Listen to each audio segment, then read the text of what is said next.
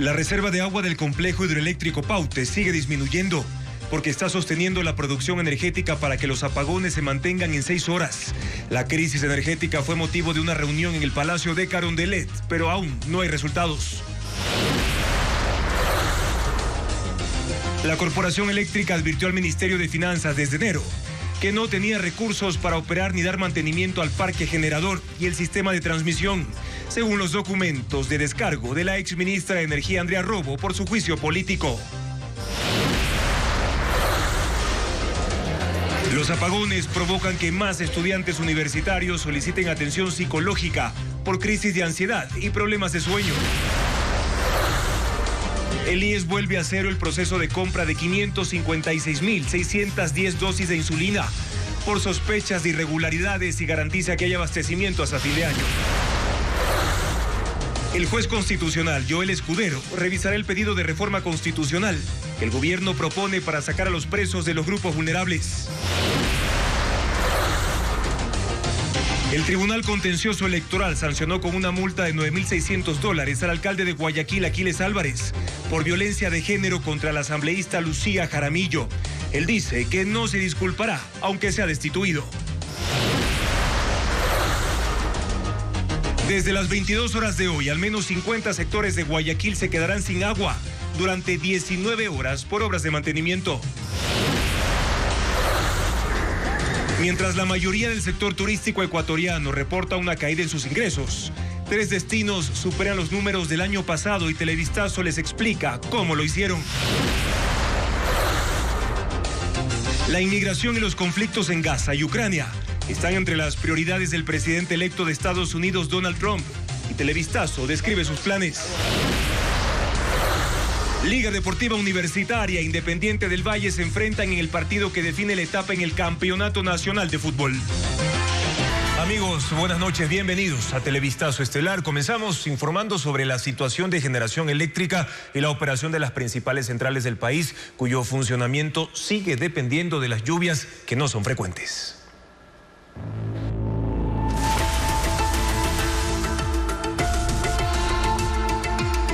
Apagones. La montaña rusa. El embalse de Mazar en el río Paute sigue en caída. Pese a la sequía, las centrales de ese sistema hídrico continúan generando la mayor parte de la energía hidroeléctrica que consume el Ecuador para no aumentar por ahora la duración de los apagones que siguen siendo de hasta 6 horas en el transcurso de esta semana. Francisco Garcés describe ahora el panorama energético. El Ecuador requiere de día 2.800 megavatios para cubrir la demanda. En la noche, en horas pico, necesita 3.400 megavatios. Más del 60% de esa electricidad proviene de las hidroeléctricas y de ellas 700 megavatios son de Mazar, Molino y Sopladora en el río Paute. Otros 520 son de Coca-Codo Sinclair en el río Coca, 150 megavatios de Agoyán y San Francisco en el río Pastaza y 126 megavatios de Marcel Laniado en Guayas. En total están produciendo 1.500 megavatios, aunque cuando hay agua en condiciones normales pueden producir 3.700 megavatios. El resto de la energía del país proviene de pequeñas hidroeléctricas en varios ríos, de las termoeléctricas y de plantas de energía no convencional. Cubrir la demanda de energía los últimos días obliga a aumentar la producción de las hidroeléctricas del Paute. El lunes generaron 316 megavatios en promedio, el martes 687 megavatios, el miércoles 733 y este jueves debían entregar 752 megavatios. En los últimos 4 días elevaron su producción 41%. El efecto es que vuelven a consumir sus reservas de agua que habían crecido la semana pasada. El embalse de Mazar el lunes tenía una cota de 2.116 metros sobre el nivel del mar. El martes cayó a 2.115 metros. El miércoles bajó 1 metro más y hasta el mediodía de este jueves cayó a 2.113 metros. A ese ritmo, el embalse tendrá agua suficiente para 2 días más de generación antes de que Mazar deba nuevamente ser apagada, como sucedió el 25 de octubre, cuando el embalse bajó a 2.111 metros sobre el nivel del mar. Uno de los objetivos de los apagones era mantener las hidroeléctricas del Paute apagadas el mayor tiempo posible y lograr que los embalses se llenen. objetivo que esta semana no se está cumpliendo. El avance de la crisis eléctrica fue analizado este jueves en la presidencia, a donde llegaron la ministra de Energía Inés Manzano y el viceministro Fabián Calero. Las autoridades no han informado aún de las decisiones tomadas. Oficios enviados al Ministerio de Economía que incluyó la exministra de Energía Andrea Robo entre las pruebas de descargo entregadas a la Comisión de Fiscalización de la Asamblea Nacional evidencian cómo la Corporación Eléctrica del Ecuador solicitó recursos para dar mantenimiento al parque generador y al sistema de transmisión, pero no fue atendida. Luisa María Heredia explica que en esos escritos se hace corresponsable a la cartera de finanzas de las afectaciones al suministro de energía eléctrica. En el marco del juicio político en su contra, la exministra de Energía, Andrea Robo, entregó 2 oficios dirigidos al Ministerio de Economía y Finanzas. Uno con fecha 16 de enero de 2024, que tiene por asunto pedir la restitución de recursos a SELEC. En el texto, a Robo se refiere a la situación financiera de la empresa, que tiene a cargo la generación y transmisión de energía eléctrica. Cita parte de un documento enviado por el gerente de la corporación, que dice: SELEC EP se encuentra sin los recursos suficientes para la operación y mantenimiento de su parque generador y su sistema de transmisión. Bajo estas circunstancias, el Ministerio de Economía y Finanzas sería corresponsable de la indisponibilidad de las centrales de generación que presenta la corporación, así como las afectaciones en el normal suministro de energía eléctrica al país que pudieran ocasionarse. La no devolución de recursos desde la cartera de finanzas ponen en riesgo, por una parte, la ejecución y puesta en marcha de importantes proyectos del sector eléctrico, así como la operación y el mantenimiento de centrales de generación, líneas de transmisión y subestaciones. Acota en este mismo oficio la exministra. Se menciona un saldo a favor de $188 millones. En el otro documento, suscrito el 28 de marzo de 2024, se solicita una transferencia de recursos por $18 millones para cubrir la adquisición de bienes y servicios conexos para la ampliación de subestaciones Taday, Durán, Pozorja, Esmeraldas, Exclusas y Salitral. La falta de mantenimiento e inversión en el sistema eléctrico nacional ha sido precisamente una de las principales críticas que ha hecho el actual gobierno a sus antecesores, a los que responsabiliza de la crisis energética que llevó a los apagones de 14 horas al día. Sin embargo, estos oficios enviados por Arrobo al ministro Juan Carlos Vega evidencian que al inicio de la administración de Daniel Noboa tampoco se facilitaron los recursos necesarios de manera oportuna, lo que retrasó las acciones. A partir del 24 de noviembre de 2023, en mi calidad de ministra, inicié una carrera contrarreloj para evitar nuevos apagones para el segundo semestre de 2024. Esta fue una carrera llena de procesos burocráticos. Hasta el momento, Andrea Robo es la única exfuncionaria designada por Noboa que es enjuiciada políticamente por incumplimiento de funciones, por no haber gestionado oportunamente la crisis, alegan sus interpelantes. El presidente de la República anunció una nueva reforma constitucional. El mandatario propone sacar de los grupos de atención prioritaria a las personas privadas de libertad. La propuesta será enviada en los próximos días a la Corte Constitucional y luego podría ser tratada por la Asamblea Nacional, como lo informa Patricio Díaz. El presidente propone que las personas privadas de libertad no sigan incluidos entre los grupos de atención prioritaria. Por eso quiere reformar la Constitución, pues hoy están en el mismo listado con personas adultas mayores, niñas, niños y adolescentes, mujeres embarazadas, personas con discapacidad y quienes adolezcan de enfermedades catastróficas y de alta complejidad. En un comunicado del Ejecutivo se anunciaba también una reforma al artículo 51, donde están los derechos de los presos. Sin embargo, en el documento remitido a la Corte Constitucional no se incluye aquello. Más bien, señala que se mantienen y garantizan, por ejemplo, no ser sometidos a aislamiento como sanción disciplinaria, la comunicación y visita de familiares y profesionales del derecho, atención a sus necesidades educativas, productivas, culturales, alimenticias y recreativas, entre otros. El comunicado además señala que este planteamiento es guiado por sentido de justicia e igualdad en la distribución de los recursos y atenciones estatales, que deberían ser siempre prioritarios para toda la ciudadanía. Según el presidente, se trata de dar prioridad solo para quienes lo necesitan y merecen. En el oficialismo explican el interés del mandatario. Es que los recursos del Estado sean direccionados a quien realmente los necesite. En este caso, los ecuatorianos de bien, no en las personas que lastimosamente le han hecho daño al país, a los narcotraficantes, a todas estas personas que hoy están en una prisión. El correísmo que impulsó este artículo en la Constitución defiende que los presos reciban atención prioritaria y cuestionan las intenciones del presidente. Eliminarlos de este grupo de atención prioritaria relativamente sería una regresión de derechos. Esta acción de parte del Ejecutivo es totalmente populista y, por qué no decirlo, hasta cínica. El presidente de la República entregó el pedido a la Corte Constitucional y ya fue sorteado. El juez Joel Escudero deberá realizar el proyecto para el pleno del organismo, determinando la vía en que ese cambio debe tramitarse. Si se confirma como una reforma parcial, implica un análisis en la Asamblea y su aprobación en referéndum. Claudia Garzón, una de las 21 personas enjuiciadas en el caso Metástasis, denunció que recibió amenazas y que su vida está en peligro a raíz de la difusión de sus chats con Fernando Villavicencio.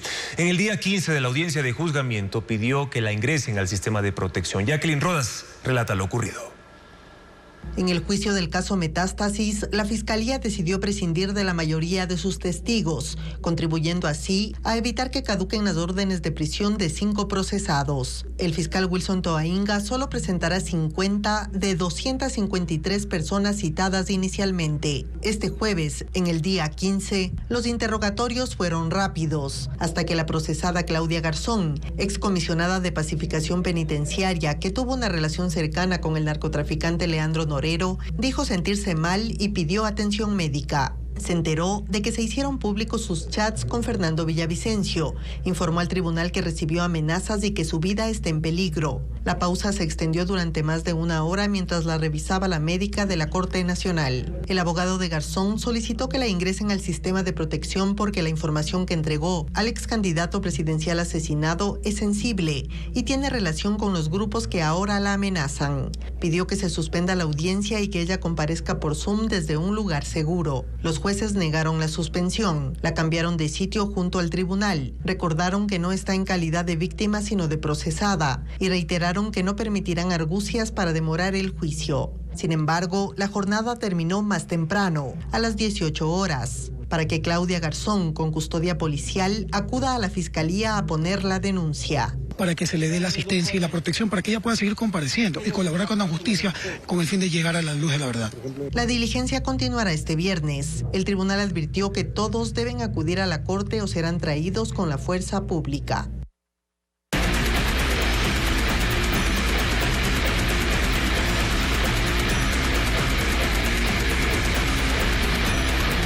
Estados Unidos, el menú de Trump.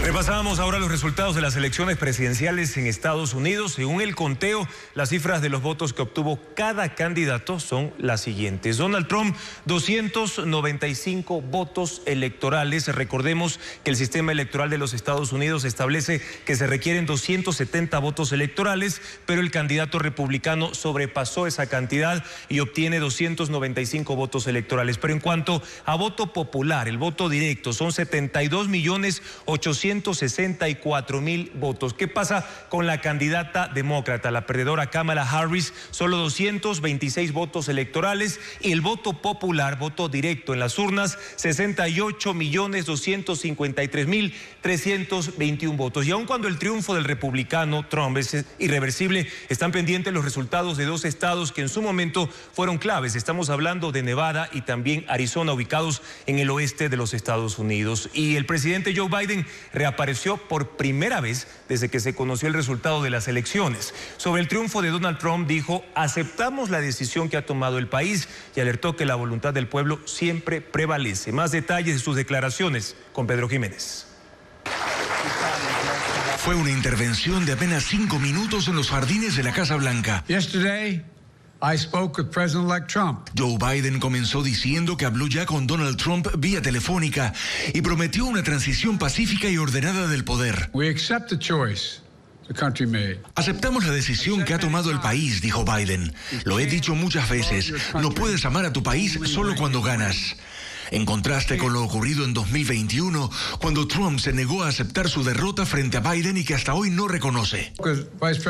Sobre la vicepresidenta Kamala Harris, que perdió la elección contra Donald Trump, dijo que dio su mayor esfuerzo y que el Partido Demócrata perdió una batalla, pero que eso no significa que estén derrotados, añadió. No olviden lo que hemos conseguido, dijo. Ha sido una presidencia histórica y asegura que dejará la economía más fuerte del mundo. El equipo del presidente alista ahora una reunión entre Biden y Donald Trump, a quien ha invitado a un encuentro en la Casa Blanca en una fecha aún no establecida. Donald Trump ha prometido frenar la inmigración ilegal con mano dura y muchos recuerdan algunos episodios de su primera administración. Con Ileana Suárez revisamos qué medidas tomará en su nuevo gobierno a partir del 20 de enero del próximo año, temas que fueron mencionados con frecuencia en la campaña electoral. Donald Trump ha hablado de la migración ilegal refiriéndose a los indocumentados con frases como envenenan la sangre del país, tienen malos genes, salieron de cárceles y manicomios. De su primera administración, entre 2016 y 2020, quedan imágenes como estas, niños y adultos separados al cruzar la frontera para ser enviados a centros de detención, donde dormían en jaulas mientras esperaban que se procesen sus casos de asilo, y la ampliación del muro fronterizo. Ahora ha dicho que aplicará la Operación Aurora, una ley usada en tiempos de guerra para expulsar enemigos. Según Trump, esta vez se enfocará en los indocumentados que han cometido delitos y que luego las deportaciones se ampliarán al resto del país. Ofrece eliminar el programa DACA, que protege de deportaciones a 580,000 beneficiarios y les concede permiso de residencia y trabajo a los migrantes que llegaron de forma ilegal, siendo niños. Se ha comprometido a poner fin al derecho de ciudadanía para indocumentados casados con estadounidenses, un plan que fue aprobado por Joe Biden en agosto de este año. De manera general ha dicho que revocará el programa TPS, Estatus de Protección Temporal, que ampara a 330,000 migrantes, en su mayoría de El Salvador, Honduras y Haití. Mientras tanto, en México se teme que pronto pueda desatarse una nueva ola migratoria hacia la frontera norte de personas que intenten cruzar de manera ilegal antes de que se instale el nuevo gobierno. El proceso de compra de 500,000 de dosis de insulina iniciará nuevamente. El Instituto Ecuatoriano de Seguridad Social mantiene sospechas por la descalificación de proveedores en un proceso anterior y ofreció ya una investigación. Diego Puente conversó con el presidente del Consejo Directivo del IES. Este miércoles, Diario Expreso publicó una investigación sobre un proceso para comprar insulina para la Seguridad Social que iba a costar 334% más que la adquirida por otros hospitales del país. Televistazo entrevistó a Eduardo Peña, presidente del directorio del IES. Él ofrece una investigación interna a los miembros de la comisión a cargo de adquirir 556,600 dosis para sus hospitales y unidades de salud. La comisión descalificó a 8 de 9 oferentes y dejó como única participante a Infinity Comercio y Soluciones, domiciliada en Panamá. Investigamos los motivos de la descalificación y ahí habían unas maneras heterodoxas de descalificarlos. A nosotros no nos hacía mucho sentido el hecho de que el argumento para descalificar a 5 sean que los 5 representan a un mismo laboratorio. La empresa se dedica a vestimenta, calzado y sombreros, aunque según Peña la firma presentó documentos de que puede distribuir medicinas y la insulina de una compañía ucraniana. Algunos hospitales del IES compraron este año dosis de insulina con valores entre $5 y $9, mientras que Infinity Comercio y Soluciones las ofertó a $20.79. Sobre este punto, según Peña, no se trata de un sobreprecio, sino de una diferencia en el tipo de insulina. Hay que comparar peras con peras. Hay 2 tipos de insulina.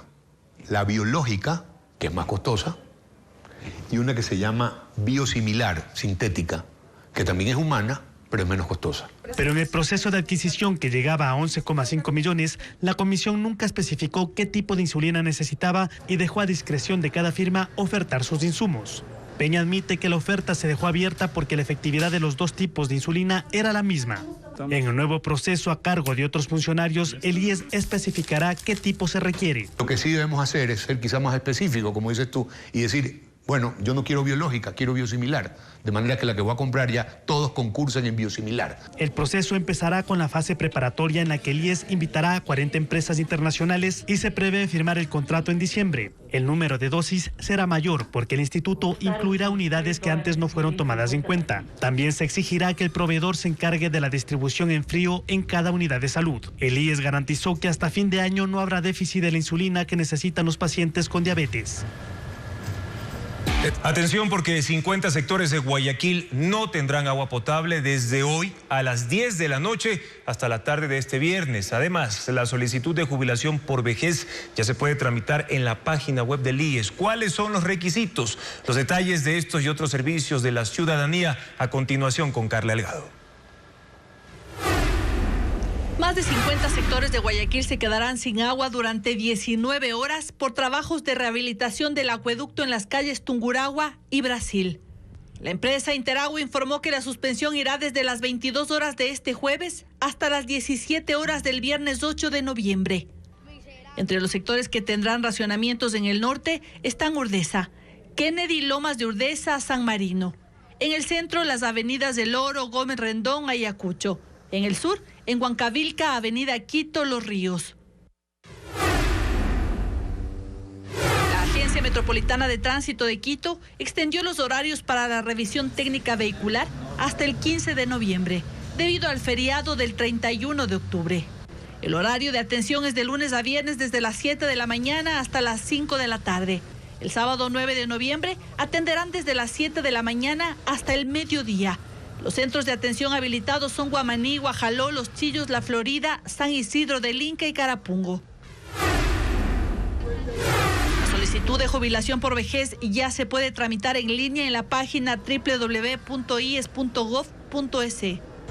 Los afiliados deben verificar si cumplen con los requisitos, sin límite de edad, a quienes tengan 40 años de aporte, 60 años o más quienes tengan 30 años de aporte, 65 años o más para los que tengan 15 años de aporte y 70 años o más para quienes hayan cumplido 10 años de aporte. En la página deben ingresar a la sección Trámites Virtuales y buscar asegurados, seleccionar pensionistas y dar clic en Jubilación por Vejez y digitar el número de cédula y la clave.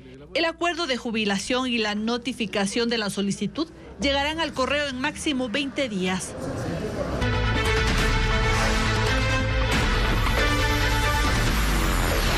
Política, violencia de género. El Tribunal Contencioso Electoral multó al alcalde de Guayaquil por llamar niña vaga a la legisladora oficialista Lucía Jaramillo. Lo sentenció a pedir disculpas públicas y además tomar un curso de sensibilización contra la violencia de género. Pero Aquiles Álvarez se niega a acatar la decisión del organismo. Luisa María Heredia con más de esta polémica. Nos vemos, si Dios lo permite. El alcalde de Guayaquil no acatará las sanciones impuestas por el Tribunal Contencioso Electoral, que lo halló culpable de haber cometido violencia política de género. La denuncia se basa en un tuit publicado por Aquiles Álvarez el pasado 16 de julio, justo después de que la legisladora oficialista Lucía Jaramillo anunciara la creación de un frente parlamentario para investigar la presunta red de contrabando de combustible, a la que fue vinculado el alcalde. Álvarez escribió: pobrecita esta niña y toda esa bancada. Niña vaga, que mientras fue del PSC pasó vagando en el municipio de Guayaquil, ella y su hermana. Fiscalicen lo que quieran, dejen de vender humo. Peor con una vocera turra como esta niña, que no sabe de combustible. Ese mismo día, Jaramillo le respondió: recibí insultos denigrantes provenientes de un cavernícola que gobierna mi ciudad. Yo presentaré una denuncia por violencia política ante el Tribunal Contencioso Electoral. 4 meses después, el contencioso emitió una resolución en la que explica que al contener el mensaje, las expresiones pobrecita esta niña, niña vaga, vocera turra como esta niña que no sabe de combustible, ratifican el estereotipo de género de mujeres que por su naturaleza no están destinadas a cargos políticos de relevancia, por lo que concluye que se puede afirmar con claridad que en el presente caso existió violencia política de género, y resuelve imponer al alcalde una multa de $9,660 que deberá pagar en máximo 10 días. Como medida de reparación, eliminar el tuit y publicar unas disculpas públicas en un lapso de 30 días. E incluso recibir un curso de 20 horas sobre sensibilización contra la violencia de género. Pero Álvarez se negó. Este miércoles publicó en la misma red social: jamás pedir disculpas por decir la verdad. La vagancia no tiene que ver con género. Más aún si está sustentado con un informe de Contraloría donde se sustenta de que jamás acudía a su lugar de trabajo, jamás marcaba, etc. Señores del TCE, prefiero que me destituyan. La asambleísta, por su parte, desmintió al alcalde: yo nunca fui sancionada por la Contraloría. Señor alcalde, respete la sentencia del TCE y la democracia. Y las denuncias por violencia política de género han incrementado en el país. 2 expertas en jurisprudencia cuestionan las sentencias del Tribunal Contencioso Electoral. Ambas sostienen que hay un abuso de esa figura de protección a la mujer que ejerce cargos públicos. Van a tener que dejar entrar a las víctimas de esta señora, así como trae barra. Las denuncias por violencia política de género se multiplican y algunas terminan en el Tribunal Contencioso Electoral bajo el amparo del Código de la Democracia.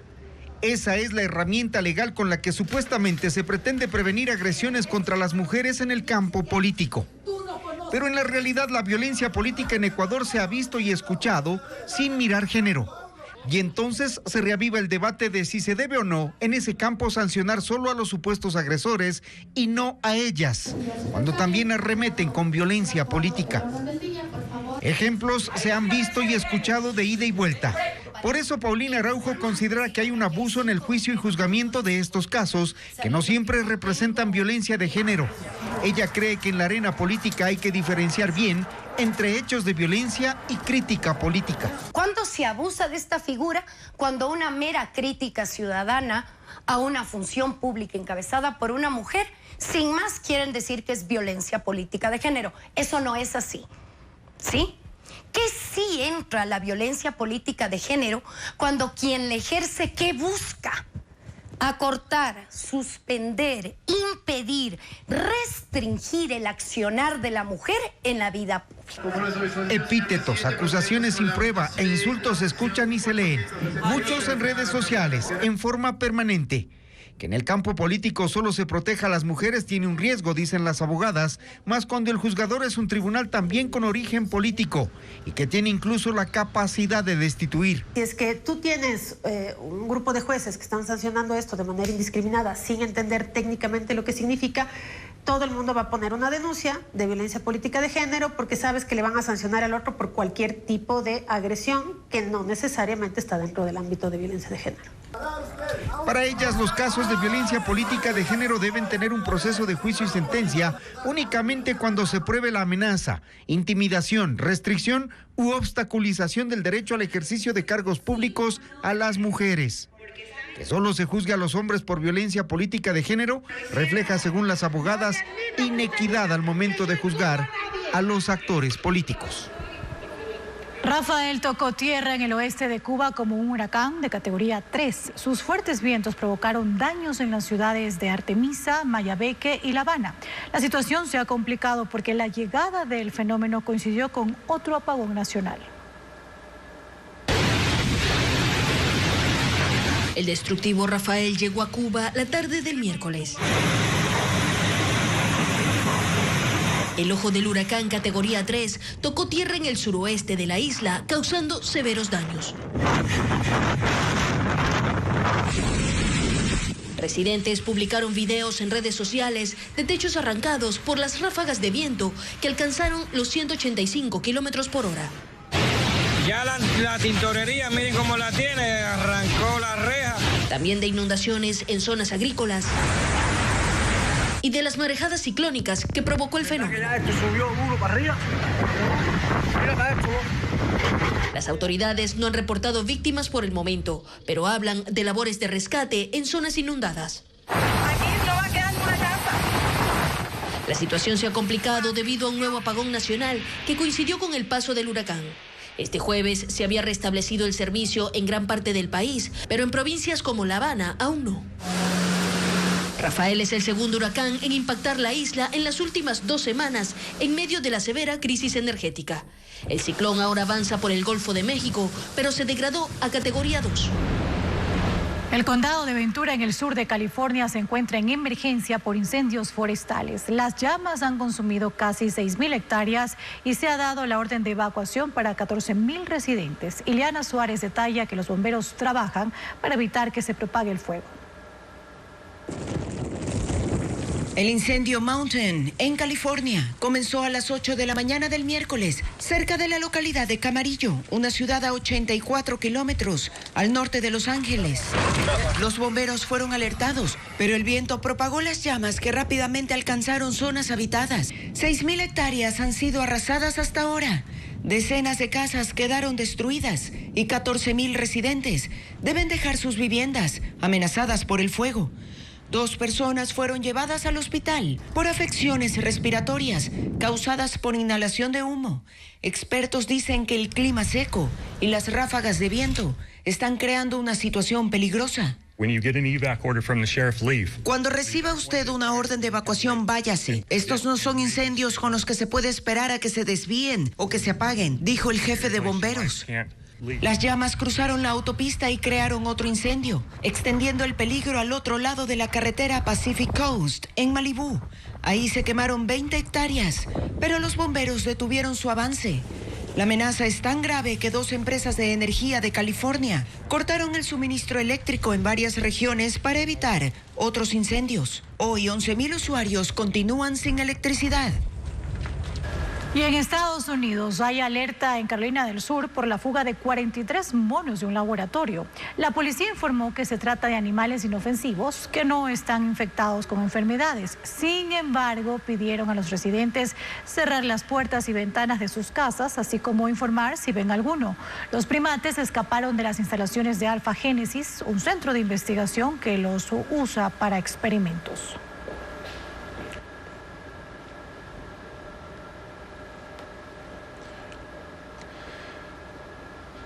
Informamos ahora sobre cuáles son las previsiones meteorológicas para este viernes 8 de noviembre. En la sierra se pronostica una temperatura máxima de 24 grados, pero una mínima de 2 grados de temperatura, mientras el nivel de la radiación estará entre 10 y 11, es decir, muy alto y extremadamente alto, reitero, en distintas provincias de la sierra ecuatoriana. Mientras en la costa se espera una temperatura de entre 32 y 19 grados centígrados y se alerta de una radiación ultravioleta de 6 y 8, considerada alta y muy alta. Además, en la región amazónica habrá una temperatura máxima de 34 grados con una mínima de 16 grados centígrados y también un índice UV entre 6 y 8, que significa muy alto. Pero atención, porque el Instituto de Meteorología advierte que la temperatura y la radiación ultravioleta se mantendrán altas hasta este sábado 9 de noviembre en la Amazonía, también en el Callejón Interandino y en la zona centro-sur de la costa.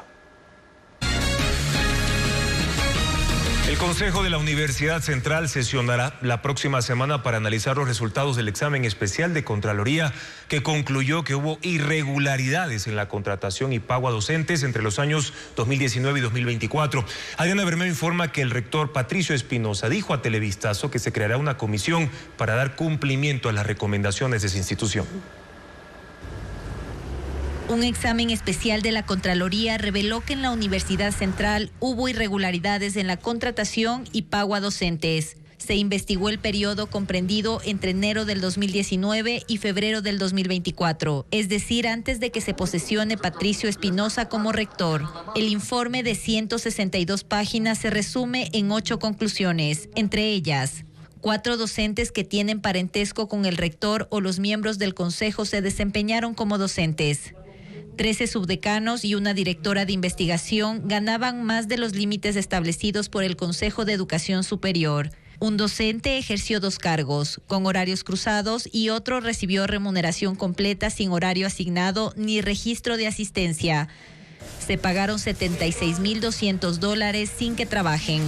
La Contraloría hizo 13 recomendaciones para subsanar las irregularidades. Las autoridades de la Universidad Central fueron notificadas y el próximo martes sesionará el Consejo Académico para analizar los resultados del examen especial y revisar si los docentes contratados con irregularidades siguen vinculados a la institución. Probablemente ya no están o están.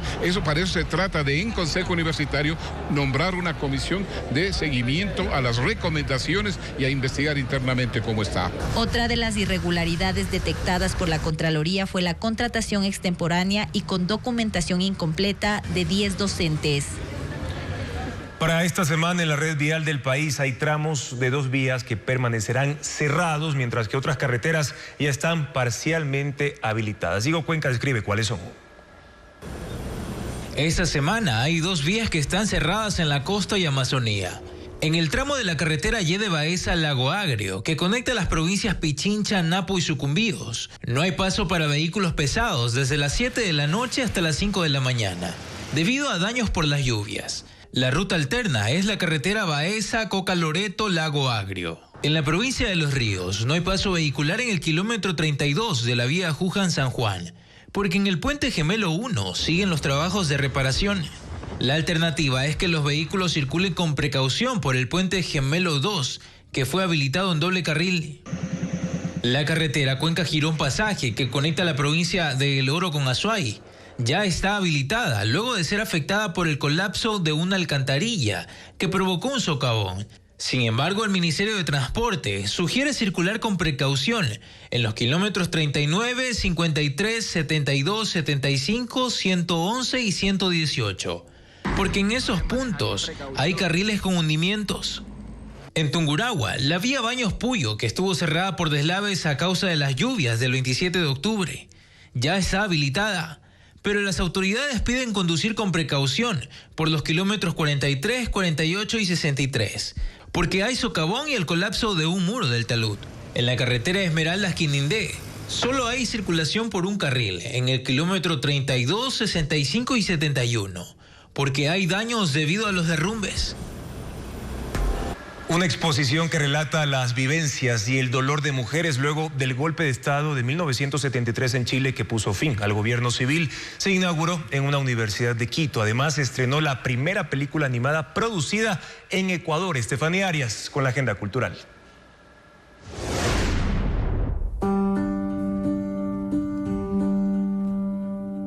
Telas, trapos, hilos y lanas que retratan historias de resistencia y dolor tejidas por mujeres luego del golpe de Estado de 1973 en Chile.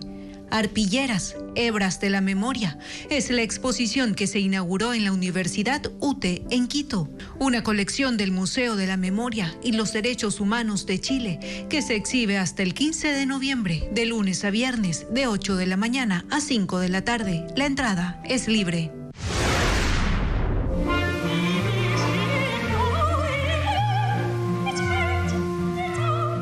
Con una variada oferta de conciertos, la Orquesta Sinfónica de Guayaquil conmemora sus 75 años de trayectoria. Su agenda comenzará con una presentación de corte popular el 15 de noviembre en el Teatro Centro Cívico a las 19 horas. Un espectáculo gratuito con 12 artistas ecuatorianos. También realizarán un show de gala el 21 de noviembre en el Teatro Sánchez Aguilar en San Borondón a las 20 horas. Reconocidas óperas serán parte del repertorio, que contará con la participación de cantantes líricos invitados. El libro de papá. Dalia es hija de un gran escritor, quien fallece y deja inconclusa su última novela, por lo que ella será la encargada de terminar ese libro y se convertirá en parte de la historia. Dalia y el Libro Rojo, la primera película animada producida en el país, dirigida por el español David Bisbano y producida por Juan Fernando Terán. Una historia con un mensaje profundo sobre la creatividad, la lectura y la escritura, pero sobre todo la importancia de crear un propio camino. El filme ya está disponible en las carteleras del país. Si no te abres, yo voy a... 16 detenidos en operativos ejecutados en Guayaquil y Durán, provincia del Guayas. En estos allanamientos se encontraron hasta águilas disecadas, motos usadas para sicariatos y un tráiler robado. Merlin Ochoa con la información. A las 4:30 de la madrugada inició el operativo en 4 sectores de Nueva Prosperina en el noroeste de Guayaquil. 150 policías allanaron 30 viviendas de las organizaciones delictivas Los Tiguerones y Águilas. 2 de las casas llamaron la atención de los agentes, pues pese a que el sector es de difícil acceso y la mayoría de casas son de caña, estas tenían jacuzzi y águilas disecadas, de cerámica o en cuadros, así como objetos de marca. Los uniformados indicaron que pertenecen a uno de los cabecillas. 100 policías, militares y personal municipal llegaron hasta el sector del Guasmo sur de Guayaquil, a 5 kilómetros del puerto marítimo. La intervención se concentró en las puertas metálicas colocadas en las calles que impiden la libre circulación. Los uniformados indican que son instaladas por los delincuentes para evitar que los agentes ingresen rápidamente y lleguen hasta las casas ubicadas junto al estero, donde, según las investigaciones, los narcos almacenan droga para luego llevarla en lanchas y contaminar los buques que tienen como destino final Europa.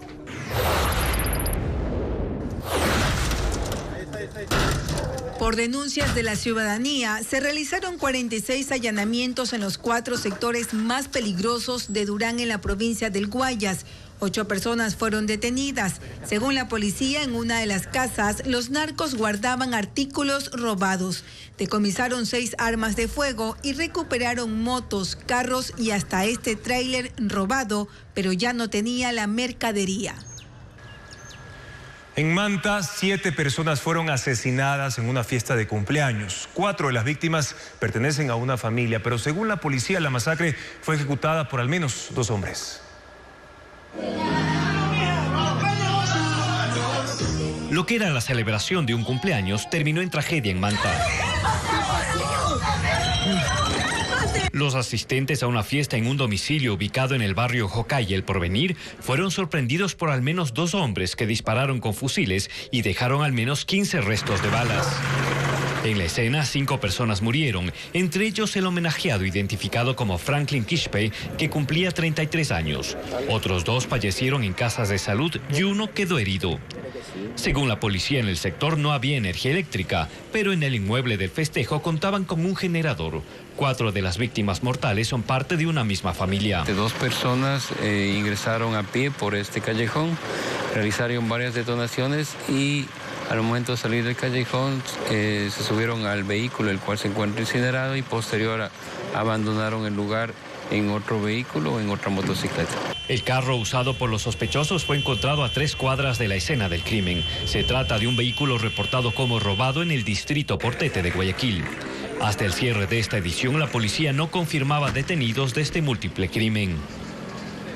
Urbanizaciones de la vía a San Borondón y Daule son blanco de bandas delictivas. Zonas que antes eran exclusivas y con seguridad privada están al acecho de los delincuentes. La policía anuncia que las empresas que proporcionan el servicio serán auditadas, como lo informa Merlín Ochoa.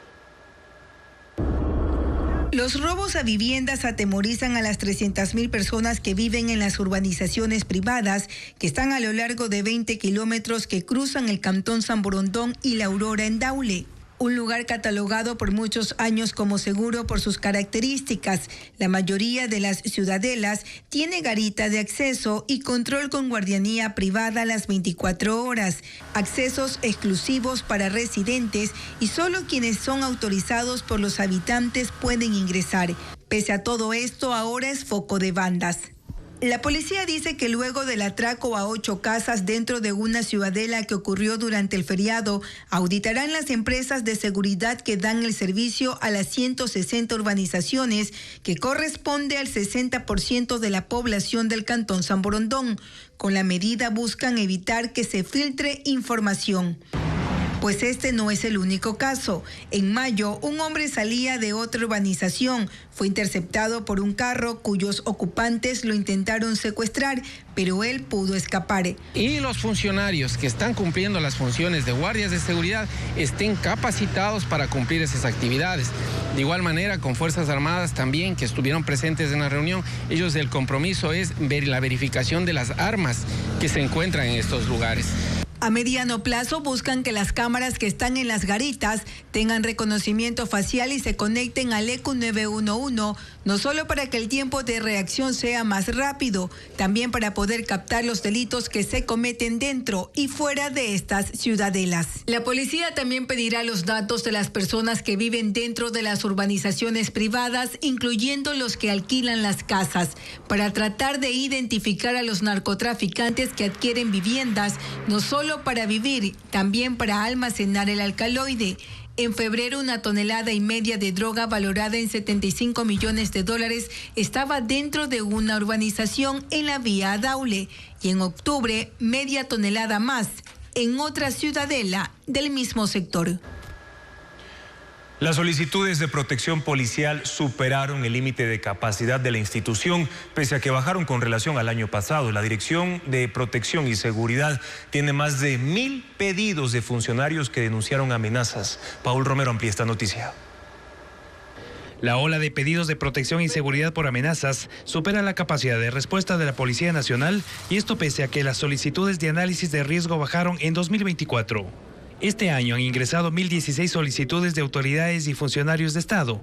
En 2023 sumaron 1473. Pese a ello, la policía no tiene guardaespaldas suficientes para atender todas las solicitudes, sin contar con las que se presenten para la campaña electoral.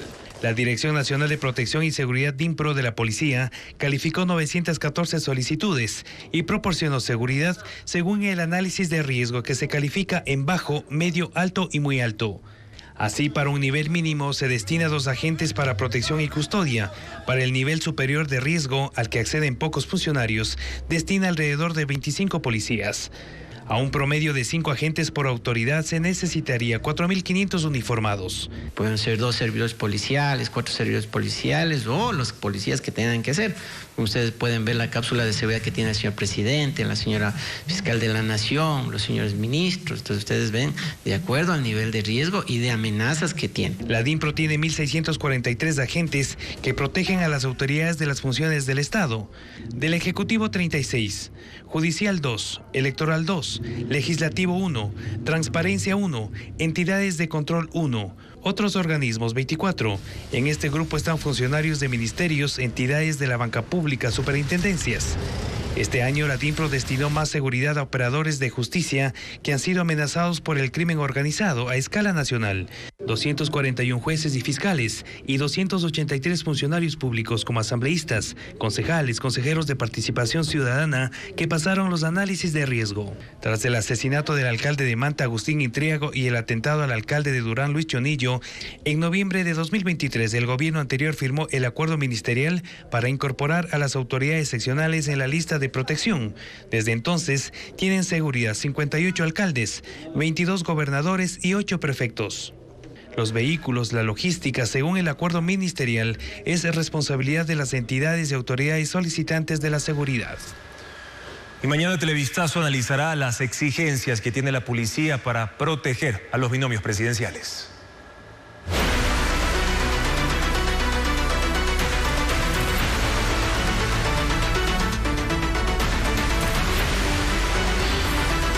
Apagones.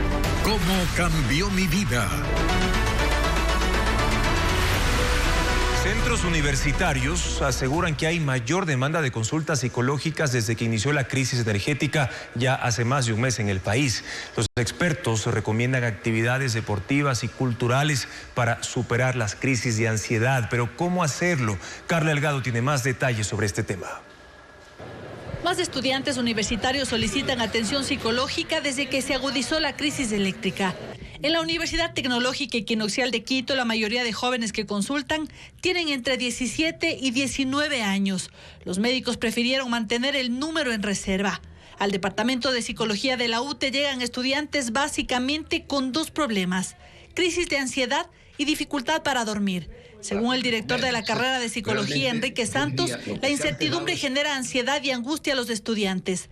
No tienen claridad de cuándo retomarán la rutina antes de los apagones. El insomnio lo explica por un factor que se conoce en psicología como la pérdida del ritmo circadiano. Significa que estamos acostumbrados a ciertos ciclos de luz y de oscuridad. Y esos ciclos de luz y de oscuridad nos ayudan a orientarnos en el mundo. Entonces, para un joven, más razón para un joven, no se diga también para un adulto, de repente encontrarse que a las 6:30, hasta las 10, hasta las 11, que suele realizar una actividad sin luz, no puede hacerlo, eso le afecta. Los mismos problemas han sido diagnosticados en la Universidad de las Américas, UDLA. Los pacientes dicen sentirse frustrados y eso se refleja en su comportamiento. Mucha frustración, tienen mucha intolerancia también, son más reactivos, pero también de otro lado se ve apatía. Entonces estudiantes que están desmotivados. La ansiedad y falta de sueño llevan a otros problemas, como trastornos alimenticios e intestinales. En la Universidad de Cuenca, los alumnos van a consultar por ansiedad y estrés que afecta su rendimiento académico. porque muchos aspectos de vida universitaria dependen de la energía. Estudios, realizar actividades en línea, acceder a recursos educativos, el uso de las plataformas, las tareas colocadas con fechas límites y la resolución de exámenes puede generar estrés y ansiedad. La universidad redujo la jornada y estableció que las actividades sean 100% presenciales para dar facilidades a los estudiantes. En general, las universidades están promoviendo entre sus estudiantes actividades recreativas para ayudarlos a combatir los problemas de salud mental derivados de los cortes de luz. Ya tenemos muchos clubes deportivos, tenemos clubes culturales, de teatro, de danza. Yo les insisto mucho a los chicos que traten de incorporarse a estas actividades, al básquet, etcétera, porque en situaciones como esta el ejercicio físico es un elemento clave, ¿no? Los expertos entrevistados coinciden en que es importante que los estudiantes hablen de sus problemas con amigos cercanos y familiares. Es para ellos una terapia efectiva.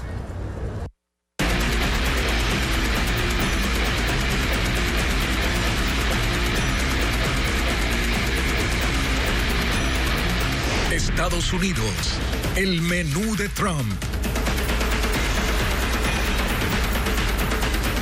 Revisamos ahora los resultados de las elecciones al Senado en Estados Unidos. De los 100 escaños de la Cámara que conforma el Senado, los republicanos obtienen hasta el momento 53 puestos, lo que les da la mayoría para retomar el control de esa función del Estado al cabo de 4 años de dominio demócrata. Por cierto, ese partido suma hasta ahora un total de 45 escaños, pero faltan 2 puestos por asignar justamente conforme avance el escrutinio de los votos emitidos para que los estados elijan sus miembros al Senado. Ahora, ¿qué pasa para la Cámara de Representantes, que tiene un total de 435 escaños? 210 puestos serán ocupados por los republicanos, mientras que 198 van a ser para los demócratas. Aquí vemos el color rojo que representa a los republicanos, que tienen hasta ahora 210 puestos, y el Partido Demócrata en azul con 198, pero se necesitan un total de 218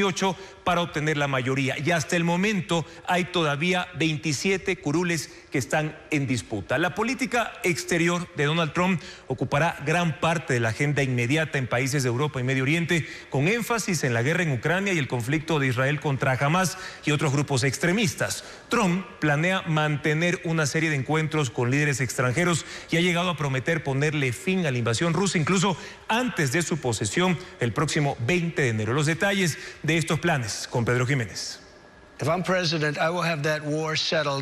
Si soy presidente, tendré resuelta esa guerra en un día, dijo Donald Trump en julio durante una entrevista con la cadena CNN.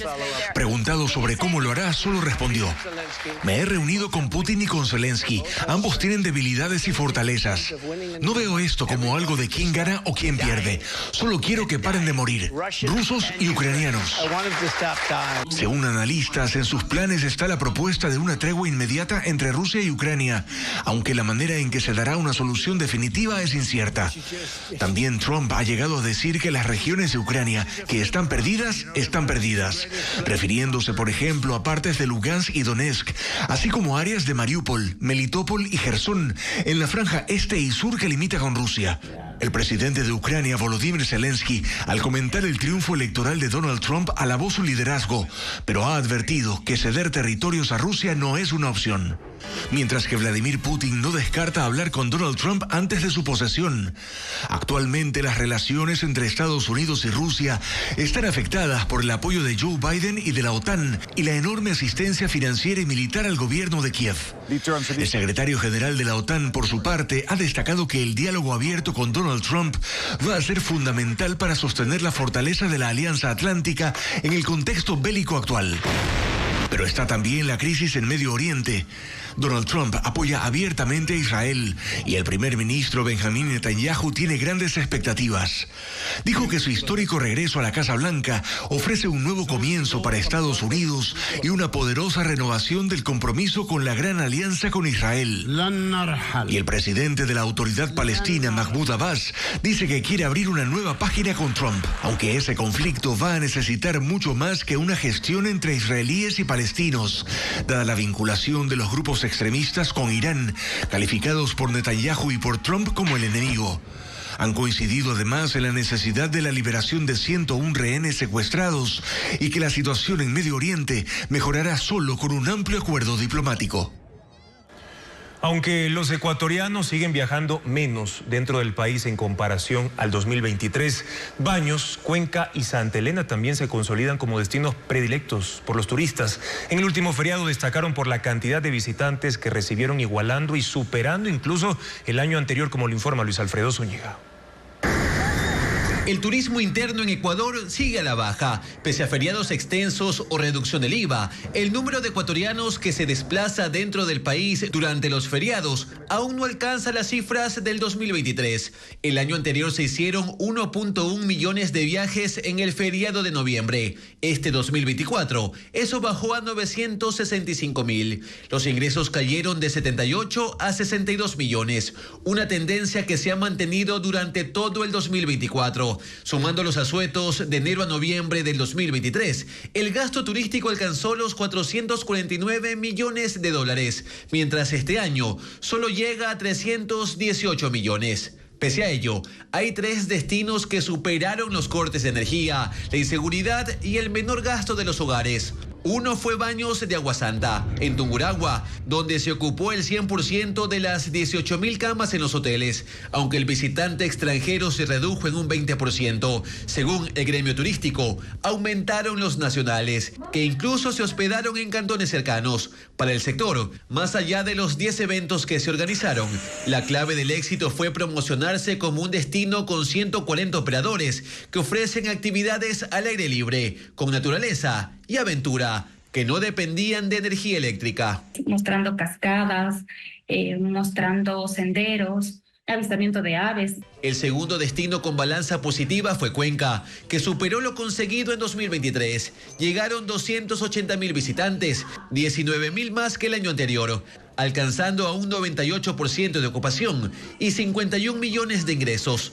Aquí el gremio turístico destaca 3 estrategias: la seguridad en la urbe, la amplia agenda de 230 eventos pese a los racionamientos y la gestión del cabildo para que no haya cortes en sitios turísticos, acciones que promocionaron 2 semanas antes del feriado. Estuvimos activos en ciudades como Quito, Guayaquil, Machala y Loja. Santa Elena se suma a la lista. Destacaron Montañita con un 100% de ocupación y Salinas con el 85%, manteniendo lo alcanzado en 2023. La Cámara de Turismo es clara: el factor clave para superar la coyuntura nacional fue difundir promociones en hospedaje y diversión nocturna. Actividades que se ejecutaron porque no hubo cortes en la noche y las discotecas pudieron operar. Hacer paquetes de 2 o 3 noches y quédate la cuarta gratis. Con los resultados de este asueto, operadores turísticos de Santa Elena aseguran que preparan actividades para el próximo fin de semana, a propósito de las fiestas de provincialización.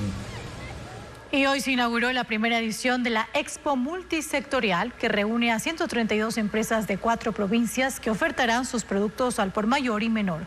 Un equipo de Televistazo recorrió la feria, que estará abierta al público hasta este sábado. 132 empresas de Pichincha, Guayas, Azuay y Tungurahua participan desde este jueves en la primera edición de la Expo Multisectorial. Reúne a pequeños y medianos negocios que buscan conectar con nuevos socios comerciales y proveedores, generar alianzas estratégicas entre empresas, capacitarse, pero sobre todo vender sus productos y servicios al por mayor y menor. La exposición está abierta al público. Los negocios participantes pertenecen a 7 sectores productivos: alimenticio, textil, maderero, metalmecánico, químico, automotriz y de eventos. Distribuidos en 3 pabellones, ofrecen precios especiales, ofertas y promociones. Esta feria para nosotros representa un impulso de marca. Con esto nosotros intentamos posicionarnos un poquito más en el mercado nacional. En estas ferias lo que se hace es contactos importantes, distribuidores o empresas que están en este momento participando acá, visitantes. La Cámara de la Pequeña y Mediana Empresa de Pichincha, que organiza esta feria, espera la asistencia de 10.000 personas y que cierren negocios por $5 millones. Otro de las aristas que tiene la feria es la parte académica. Tenemos una agenda muy completa y muy robusta de fortalecimiento de tecnología y de innovación para los productos de las pymes. La feria es gratuita y estará abierta este viernes y sábado desde las 10 hasta las 8 de la noche. La Asociación de Academias de la Lengua Española presentará el primer diccionario de ecuatorianismo. Su elaboración tardó 10 años y recoge 10.400 definiciones. Este libro es un legado que simboliza la identidad y el léxico del territorio nacional. ¿Qué términos constan en el texto? Lo revisamos a continuación. Achachay. El arrarray. Estas palabras están en el primer diccionario de ecuatorianismos creado por la Asociación de Academias de la Lengua Española. Contiene 8.400 en 1.200 páginas que, en buena medida, derivan del quichua. Cuando tiene frío decimos achachay. Bueno, atatay es cuando usted tiene repugnancia por algo. Para Francisco Proaño, vocero de la Real Academia de la Lengua, este libro es un legado que simboliza la identidad y el léxico del Ecuador. Es parte de la identidad, es parte de la cultura. Muchas de las frases vienen de una idiosincrasia que viene desde la colonia. Susana Cordero de Espinosa, directora de la Academia Ecuatoriana de la Lengua, en la introducción del diccionario señala que se investigó los secretos de la lengua y da a conocer en profundidad el presente lingüístico que sustenta la nacionalidad ecuatoriana. En el diccionario constan palabras como chuya, que significa solo, mudo, tonto, la Javier, viejo, chis, caliente, yapa, extra, ñaño, hermano, caguay, mirar, chauchera, cartera y sueltos, monedas. La Real Academia, para crear el diccionario, conformó una comisión de 8 expertos en lingüística que investigaron durante 10 años el modo de hablar de los ecuatorianos. Revisaron incluso la literatura del siglo XIX. Tiene ejemplos de la literatura, de los periódicos y también de páginas web, últimamente incluso de Twitter. Tiene palabras sobre el uso del español. El diccionario será presentado la próxima semana en el 17º Congreso Internacional de la Academia de la Lengua Española que se realizará en Quito. Estará en las librerías del país a finales de este año. Bueno, y así llegamos a la parte final de nuestra entrega informativa. Televistazo regresa mañana a las 5:55 en su primera emisión. En contacto directo estarán la ministra de Energía encargada, Inés Manzano, para referirse a la crisis energética en Ecuador y las últimas decisiones del gobierno. Además, estará desde Washington Rafael Bernal, analista del medio político de Hill, para hablar sobre los errores por los cuales los demócratas perdieron la Casa Blanca en estas elecciones. Las noticias continúan, amigos, en ecuavisa.com, siempre con información actualizada. Gracias por habernos acompañado. Buenas noches.